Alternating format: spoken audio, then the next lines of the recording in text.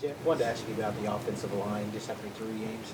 How are they gelling? A little bit of, I wanted to ask you about McCade's block into the end zone, and then also just Wanye, just kind of a broad thoughts on all three subjects. I think we've gotten better every week. We're going to continue to talk about getting better, being better, playing better, strike, strain, finish. Again, we're all on the same page. If we want to do what we want to do, man, it's going to start up front. So proud of where those guys are. Got a ton of work to do. Proud of the depth that I think we've developed a little bit just from guys being able to play a bunch of snaps. So got a ton of work to do. Got a great challenge Saturday night, man. So it'll be a great week. Okay, and Wanye, can you talk a little bit about that? Yeah, Wanye just being able to come back in and play and get his feet wet again, I think was great for us. Again, creating depth at that position is so critical for us, being able to go do what we want to do. McCade has been the same dude every single day. He's been great since he's been here, and excited for him just to be able to experience what he's getting to experience, but play the way he's been able to play too. So excited for both those guys. Yeah, Jeff, you guys probably didn't have to go big in your personnel formations, but you went 22 at one point, get two tights and Tawi at fullback. Quick question: before you ran that play and made them burn the timeout, you had Chris as the jumbo backfield. Yeah. They called timeout. Who was it? Who was playing right guard, and what was kind of the idea behind that play? Yeah, just being able to show some different things, and when we need to get to a couple of specifics, being able to get to them. Tawi did a great job when he was in there, so proud of him for that. That was obviously a critical situation. When you get down there, you don't want drama. You want to be able to go punch it in right now and score now and not have to snap it again. That's the whole goal. So glad we were able to do that after Marv's touchdown got called back. I asked all the guys, and we couldn't remember who was your right guard. It was Savion. Okay, Yeah. thank you. Appreciate it. Jesse? Hey, Jeff, just wanted to ask you about Eric Gray, obviously, the big game on Saturday. You've talked about him leading that room. Yeah. Through 3 games. What have you seen from him, not only just from his performance, but for leading that running back group as a whole? Again, he's worked the right way. That's what's given him such a great voice inside our locker room. But then he's had some really good production. I think the best thing was just him being able to get into space and win his one-on-ones. He did a great job at the second and third level of winning. But again, Eric's been a pro, and he's been incredibly consistent on and off the field since we've gotten here, and it's to me it's a credit to who he is inside and out. Yeah, Jeff, when Wanye knew he was going to miss the first couple games, was it tough to still keep him on track during those 2-3 weeks? Wanye's he's a guy that's gone through some stuff. He's lived it. He's got some great experience, and so I think being an older guy, being a more mature guy, it gave him the ability to help us down there on the other end and give the defense a great look while he was getting ready to get to Lincoln and get on the field. So he handled it in a very mature way, really the way we expected, and then played hard Saturday afternoon. Continue down the line. Yeah, you talked about patience last week, and for Theo and Jaleel, what do those performances do for them and their confidence, and what does having them being productive do for the overall offense?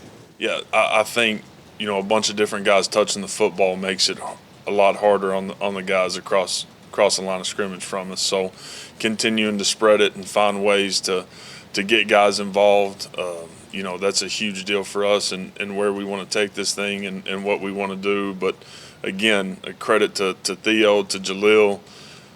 Those guys have been great teammates, and we've got a great culture inside that locker room right now and inside the building, all because of Coach V and how he sets the standard and how we operate every single day. And unselfish play is a big part of who we are and who we're going to be, and those guys have exemplified that, and proud of them for it. Jeff, Kansas State, another loss last week, but they haven't been giving up anything on defense, really. What are you running into? They've got a couple of guys that are highly thought of, and it looks like a good unit. No, these guys have played incredibly well. Like, you look at them from a statistical standpoint, they're at the tops of just about everything in the country. So they are they're the Kansas State team that is exactly who you would think that they would be. They play incredibly hard. They're incredibly physical. They're very, very disciplined, and do an unbelievable job on that side of the ball. So that's put them in position to win every game they've played. Whatever happened last week happened, but and just like every other week, we got a feeling 7 o'clock they're going to be at their best, and we'll be ready to roll. Yeah, Jeff, I want to ask you about the tight ends, and obviously we've seen what Braden can do, so the wrinkle that y'all gave him on Saturday. But what do you think about the way that those guys, especially Braden and Daniel, have complemented each other at that spot, and where are they compared to where you want that group to be? Yeah, it was good for B. Will just to be able to make that play. High school QB, he comes in and is able to make the play there, which was huge. It was a huge momentum deal for us, and I'm incredibly proud. We're incredibly proud of where that group is. B. Will, I cannot say it enough. Now, this guy is. You watch him snap after snap, and the toughness and the effort and the attitude that he plays with. It's what Oklahoma football is all about. And DP playing the last 2 weeks has really done a good job. He brings such a physical presence to us, an added dimension to where both those guys have done really well. But B. Will, man, he's been a pleasure. Jeff, this is a Kansas State defense. It's tied for second in the nation in interceptions with 7 of them. Obviously Dylan hasn't thrown one yet this season. I mean, just how much does it help to have a guy like him going into this matchup who is really, safe with the ball? Yeah, he's got to continue to trend that way. Frustrated that we had the 1 turnover when the 2s got in there late, but it's all about the ball. It's going to start and end there. We've got to take great care of it. They've done a great job creating turnovers with the 7 picks. Dylan's got to continue to take care of the rock, and if we'll do that, then we're going to have a chance to like where we're at. All right, like that. You guys haven't faced too many 4th down conversions offensively, but you guys have been pretty aggressive in almost all those 4th and shorts. How early on in the drive do you know that you're looking to, hey, if you get into 4th and 2, 3, you're going for it? What's that do for you as a play caller on 3rd downs? Yeah, it makes it, in all reality, it makes it a lot easier when you know that you get to 2 or less, you're going to have a chance to go for it. So getting that information early on in the drive, which has been huge, allows us to go play the way we want to play, to where you're operating on 4 downs if you get it to that certain number. Lee Benson in the back. I didn't get a chance to ask you after the game, but I wanted to ask you about the Dylan's touchdown run. What was it going through your head when you decided to call the quarterback draw in that moment of the game? Because it seemed like that after that happened, everything really changed. Yeah. Liked it going into the game plan, obviously, or going into the game, and then felt really good about it when I saw the picture sitting up there. Didn't think it was going to be a 61-yard touchdown, but did think we'd gain 10 or 12 and be able to go get the first down. Then he makes an unbelievable run. But the thing I want to point out is, if you watch Jalil Farouk on that play, you watch Braden Willis on that play, and that is championship strain. And those guys are playing so incredibly hard that it gave Dylan a chance to not just get us a first down, but give us a chance to go make a huge play, which did. It flipped us, and it gave us a ton of energy, gave us great momentum, and was a heck of a play all around. And how much of that, you've called a lot of plays for Dylan over the years. Was there a little sense of maybe trying to calm him down a little bit, maybe settle him in, as opposed to not throwing it, maybe getting him on? Yeah, I think it was still about taking what they were giving us. Felt like it was something that was going to be really good for us situationally. Knew we wanted to get it up early, and was able to there. Don't like being in the 3rd and long situation, 3rd down situations, but knew that I'm going to have a chance to go make a play, and he did. Just wondering if Key Lawrence is as much of a pain in the butt in practice when you guys go one-on-one, good on good, as he is in games. He's so disruptive. Does he do that to your game plan in practice too?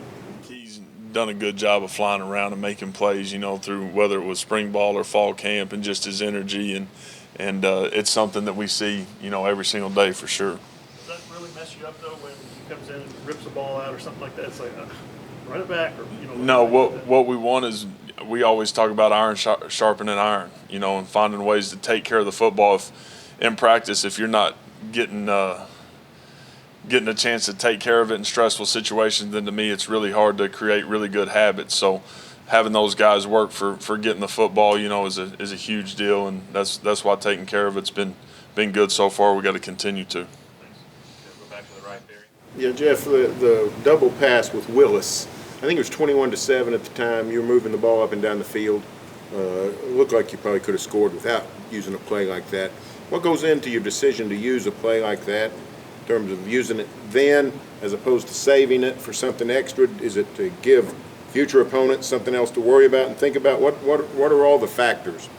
The biggest thing is finding a way to go up 28-7. At that point in time, earlier in that drive, we had a 3rd and 5, and DP made a huge play on the 3rd down where he's really tackled just before the stick and gets the first down. That's what kept that drive alive, which I think is one of the plays of the game because it is 21-7. If we don't get that first down, you're leaving it to chance a little bit. And just like in that drive, you don't want to leave it to chance. You don't want to say, hey, I wish I would have done this and given us a chance to go up 28-7. If you got an opportunity to do it, you got to do it. And that's the mindset. Okay, James. How well is Dylan playing? There seems to be a general perception he's playing okay, or he's missed this, or he's missed that. But Yeah. He looks. The guys are 3-0. I mean, how well is he really playing? Yeah, Dylan's played incredibly solid. He's taking great care of the football. There's always stuff to clean up. It's I think that's the great thing about playing the position. You're never going to play perfect. That's what we're striving to do. We want to get some things cleaned up and continue to play better as we move forward, and I think he will. But you look at him, he's played pretty dang clean and played pretty good for being his first 3 starts here. And back to Eric Bailey. Jeff, wanted to ask you just how big has it been to get Davis some reps, some snaps, and let him throw the ball a little bit in this last game? Yeah, I think talking about Davis, talking about the O-line, receivers, tight ends, we've gotten to play a bunch of guys in these first 3 ball games, which to me is going to be really important as we get into this thing later on into the season. So been great to create some depth, been great to get those guys some live reps, some game reps, and proud of those guys and where they're at and how they've been. Man, they've been just bought in and been steady, and so Davis has done a nice job. We've got to continue to get better, obviously, but feel good about where he's at and being our 2. And last one, Matt Parker. Yeah, Coach, you obviously have 2 experienced and really solid backs in Eric Gray and Marcus Major, but Javante Barnes really flashed on Saturday as well. How much of a factor do you think he can be as you get deeper into conference play? Yeah, I think having 3 guys at that position is critical with the way we want to run the football. You've got to have depth at that position. I think we've got it right now. Javante, it doesn't take a genius to figure out this guy is crazy talented. He gets in there and he plays really fast. He's strong-bodied. He's fearless, and he's done a really good job. So, man, it's been huge creating some depth with him, but excited about what he's going to be here for sure. Thank you, Coach. Awesome. Appreciate it.